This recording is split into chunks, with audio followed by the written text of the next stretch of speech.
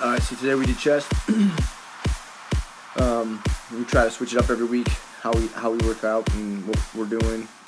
So it's either going to be like drop sets, pyramids, that kind of sort of thing or whatever, but you'll get to see the difference as the weeks go by.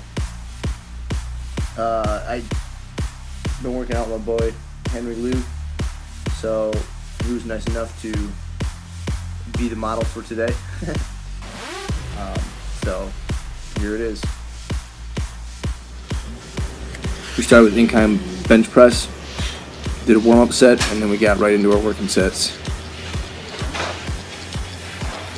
We did a five-step drop set where we just kind of picked a weight. I think it was like 240, 225, 235, and then we just like peeled a 10, and took a 25 off, put another 25 on, worked our way all the way down with flies in between. And then we got to the flat bench where we started out at, I think, 245. We weren't going crazy heavy today, but we started at 245. And we did the same thing. We were pretty spent from the incline. There was 5 sets over there. We ended up doing 6 sets here.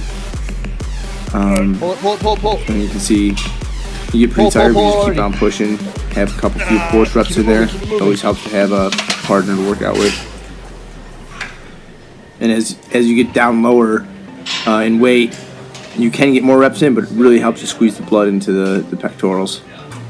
And again, this is Henry's little variation of a fly. So we mess around with it here and there. So that's what he's doing now. We did flies in between each set. There's pec decks. Anyway, he did his last set, I think that is there, with his last set of flies. And then we started to move on to this, Jim was kind of busy, so we grabbed this machine over here. We do a thing called rolling 60s. Got them from my buddy who got them from Mark Lobliner. They're pretty good. That first set was kind of like a bust because it was a little too light, so we started out here, and you do 30 reps. And then you jump weight, and you do 20 reps, and then you jump weight and you do 10 reps, equals 60. And then we did these incline presses, which really help get blood in there. If you notice, the whole time when we're doing the workouts, he's just kind of always keeping the pressure on the muscles we're working, so we're not really locking out at the end. We're not resting at any point in time. We're always trying to keep that tension on the muscle because it all comes into the time under tension.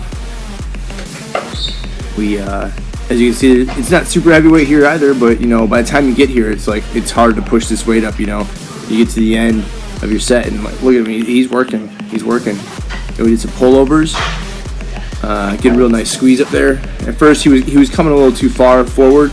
On the next set, you'll see he'll adjust it. I was actually kind of pointing it out, but keep your hips down on these because you'll get a super long stretch across the abdominals, which is really nice. It actually works your abs out. So if you see here, he's not going as far now, so it really keeps the tension on the chest. And you see he'll dip his pants, his ass down to the ground. So I have this monster set here where he just does these overhead presses, then some French curls or French presses, whatever you want to call them. And after he got here, he's just really just kind of pumping them out here because we're tired.